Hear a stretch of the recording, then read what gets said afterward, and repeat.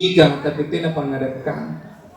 Saya pernah ketemu satu orang profesor, Pak, alumni Timur Tengah, pakar agama. Tidak usah saya sebut namanya, masih muda orangnya. Saya kagum sama dia, Pak. Karena aku pikir kalau ini profesor, lebih banyak ilmu.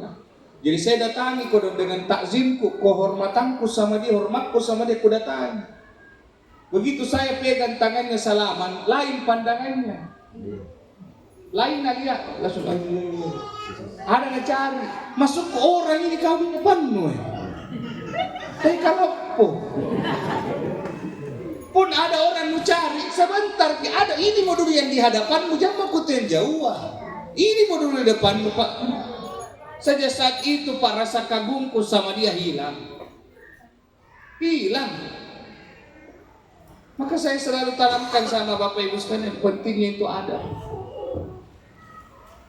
Ya, jadi tidak ada gunanya itu ilmu tinggi kalau tidak ada. Itu betul-betul saya pernah Pak kayak saya sebut nama saya gitu, rektornya UI sekarang. Saya betul-betul aslinya kagum sama beliau. Saya sempat kaget mampir di satu warung makan. Rupa-rupa tanya anak kayaknya Pak Prof. Masa dia cuma pakai celana jeans, pakai baju kaos, tidak pakai songkok. Bilang kayaknya ini Pak Rektor. Buka-buka lagi dia ya tahu sih. Sederhana Pak, pulang naik Grab. Hujan itu, tidak bawa mobil sendiri. Saya datangi salaman, bilang Pak Prof, iya. Makan kiblat ya sudah Pak. Saya duduk misalnya, saya makan dulu Prof. Tidak lama pamit pulang. Begitu saya mau pamit pulang mau bayar, bilang sudah bayar tadi Pak Prof. Bukan saya hargai karena sudah karena bayarkan. Bukan Pak, tapi memang aslinya betul-betul beliau. Maka saya sekali lagi menyampaikan Bapak Ibu itulah pentingnya itu adab. Maka hati-hati lisan ini dijaga, jangan sampai lisan ini ciri ketidakberadaban seseorang sehingga bisa menjadi sebab terputusnya silaturahim. Jadi saya kembali kalau tidak penting jangan kita terlalu urusi. Jangan kita terlalu kepo dulu. Kami itu biasa kita ini ustaz serba salah, jangankan kita ini boy. Ustaz kalah itu biasa banyak tidak bisa dikendalikan bawaan. Dia tahu itu ustaz dengan cerita belakang. Ada temanku ustaz bu, cerita ya, tapi cerita di temanku sampaikan ke saya. Apa Nabi bilang? Oh ini cerita itu ustaz apa Nabi bilang? Memang tidak baik dibincang ramanu datang Joko bimbing kasih ketawa orang. Jadi saya bilang kasih tahu daripada dia datang kasih tidur orang. Masih mau.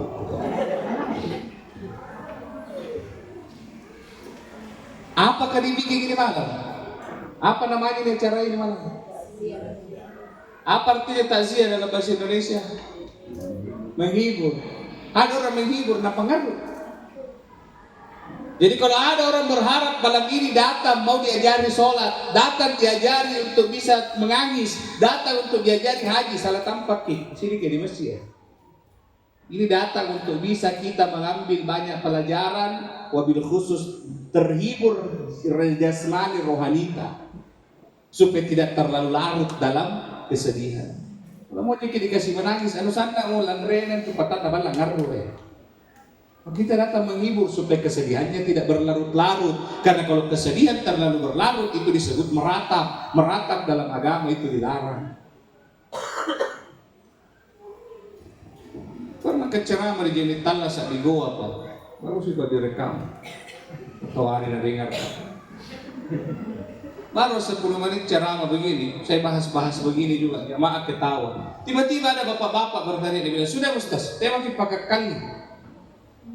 Mantan kepala anu kayak apa anu pensiunan kepala apa kepala batu apa karena dia duduk di depan karena pasti kupikir itu di depan sekali pasti tokoan betul mantan kepala dinas bedeng. Jadi saya tanya ndak panjang nih Pak bicara saya bilang di mana dia tinggal Pak saya bilang itu rumahku di depan saya bilang pulang lagi kalau nggak disuka karena kita tonjang protes.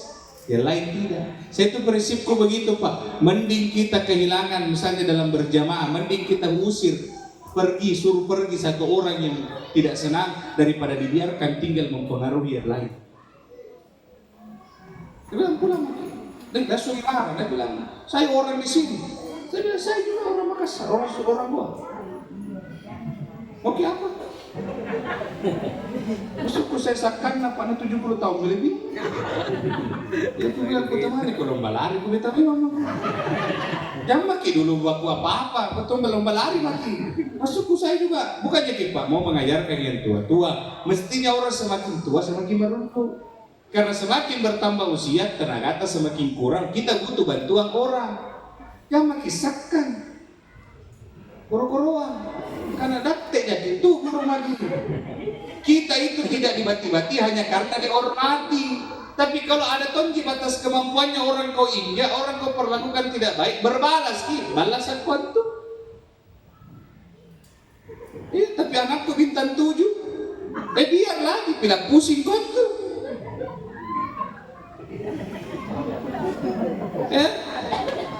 Mestinya kita semakin merunduk. Jadi saya bilang sama dia, kalau bapak tidak suka ceramahku tidak usah. Ya saya tidak peduli pak.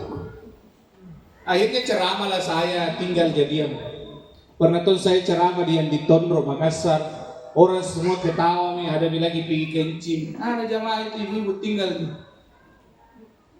dengan muka sinisnya. Ada sedikit pun itu senyum-senyumnya. Selesai ceramah, aku tanya tuan ruang, siapa itu ibu-ibu? Karena totomu loh Ustaz. Karena dosa musim tahu.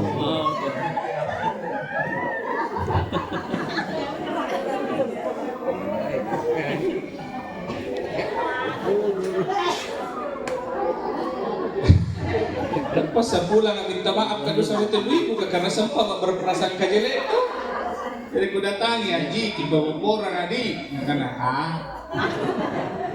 karena minta maaf kan, apa? Karena ubah, colok kopi, kopi penampak rinrai. Jadi saya kembali Pak Ibu, kita jaga lisan ini karena lisan ini salah satu pemicu terputusnya silaturahim. Dan malam ini kita datang untuk bersilaturahim. Saya yakin insya Allah berkah silaturahim ini mudah-mudahan Allah lapangkan rezeki kita, panjangkan umur kita, sehatkan bas jasmani rohani kita. Yang kedua, kehadiran kita nih bagia apa? Datang untuk kita doangkan yang almarhumah. Kenapa? Karena almarhumah Ibu Haja Nursiah tidak ada nih apa-apa naradua batu dekat tengah asin kecuali Pak doangan. Orang mati itu Pak cuma dapat 2 setelah meninggal. 1, kebaikan yang pernah dia lakukan waktu Natal Lasa, dan yang kedua Pak doangan tanasi.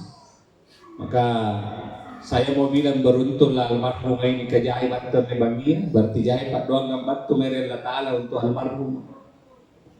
Bu Pak, jadikan ini pelajaran besok-besok kalau mati tonjaki. Bagaimana kita mau didoakan orang banyak kalau waktu kita hidup kita juga malas doakan orang.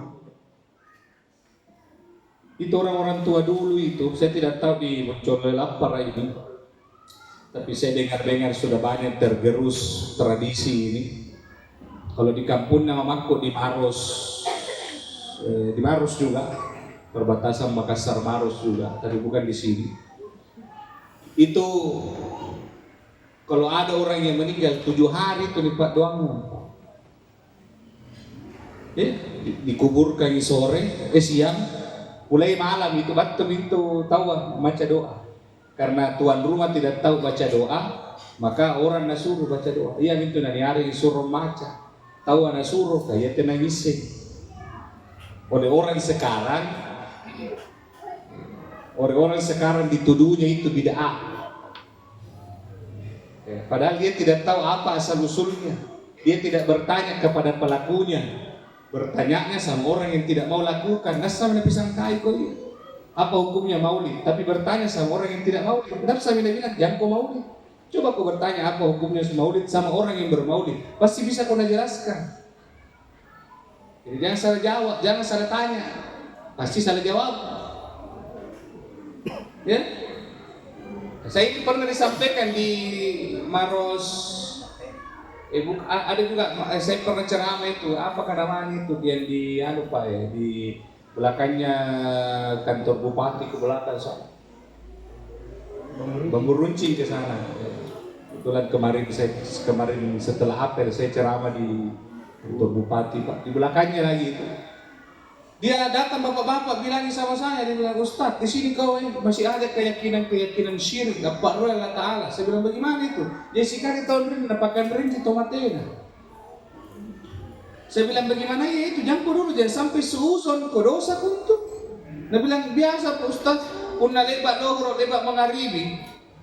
Dia itu suruh si kapar kandre-kandreana. Ang pabato na yung mga macha. Kapag kandre kasi pwede tomatena. Bukan na kichini kiti tomatena lekan na lagi mga sulengkang kandre.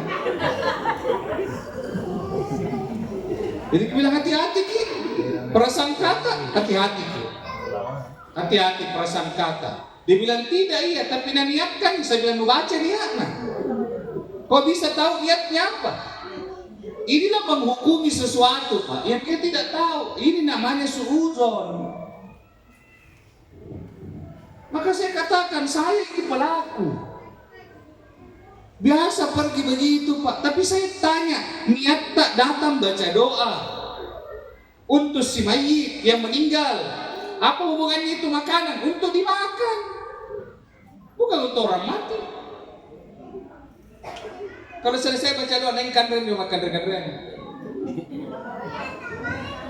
Dengi bang, gurua, tatangga bangga. Tuh, kan mereka yang makan, tidak ada hubungannya. Tapi kenapa kamu mesti ada makanan? Mau nak tuan rumah ada dalilnya. Ada lebih-lebih rezekinya. Dia kasih makan orang, dia bersedekah. Apa salahnya bersedekah? Tapi dia peruntukkan, hubungkan dengan orang mati. Tidak apa-apa je. Menurut beberapa ulama bersedekah atas nama orang mati boleh. Sedekahnya yang sampai pahala